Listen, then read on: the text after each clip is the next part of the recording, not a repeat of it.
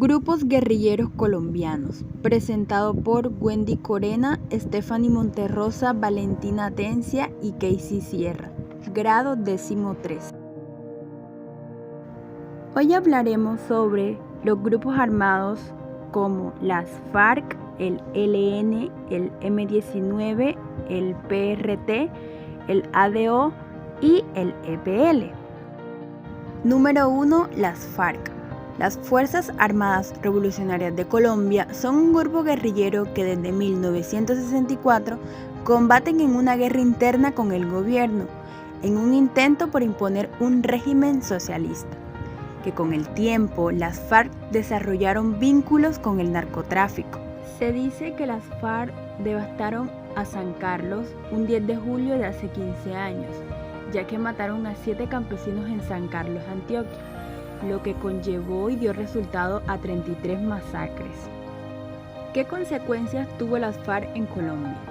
Digamos que cerca de 2,5 millones de menores de edad han sido desplazados, 70,000 han sido víctimas de violencia sexual, como también desaparición forzada, homicidios, minas antipersonas, etc.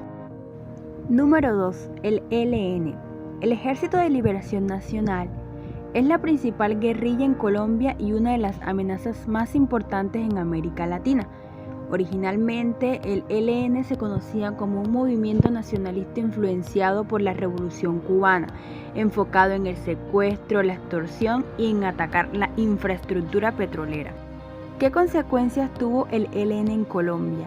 La guerrilla del ELN, que hoy se sienta en la mesa de negociación con el gobierno colombiano, en busca del fin del conflicto con ese grupo, le generó al país durante los últimos 37 años lo que fueron 9.221 víctimas por los delitos de secuestro, asesinato selectivo, masacres y muchos daños a bienes civiles.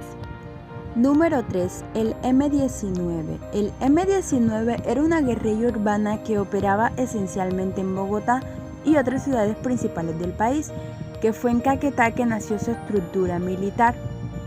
Personajes públicos como docentes y muchos comerciantes hicieron parte de sus filas, incluyendo al exguerrillero Pablo Bertrán Polanía. ¿Qué consecuencias tuvo el M-19? Bueno, en esta primera etapa del M-19 se presentaron muchos secuestros, robos de armas y la creación de guerrillas móviles en algunas regiones del país. El M-19 respaldó al movimiento obrero del país, dejando así lo que sería una cifra de 262.197 muertos que había dejado el conflicto armado. Número 4.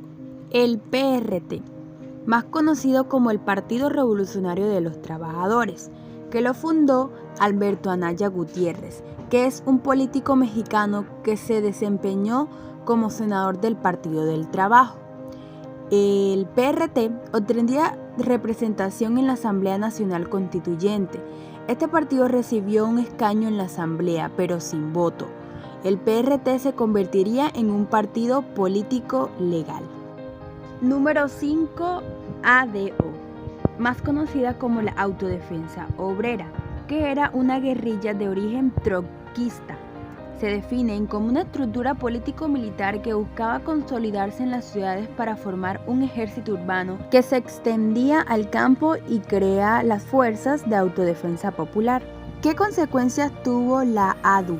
La Autodefensa Obrera fue rechazada por otras guerrillas durante sus intentos de diálogo con el gobierno, al mismo tiempo que con el pactado por organizaciones fue rechazado como por las FARC, la SP, el ELN, el M-19 y el EPL, pero finalmente desapareció entre 1989 y 1990 sin acuerdos de paz con el gobierno.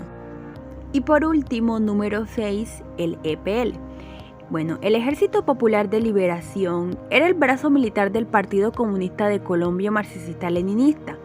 Antes de su desmovilización, los comunicados del EPL eran firmados por una comandancia llamada Dirección Nacional Juan Montes.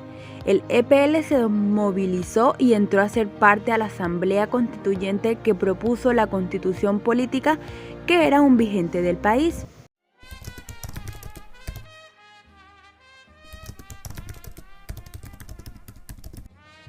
Muchas gracias.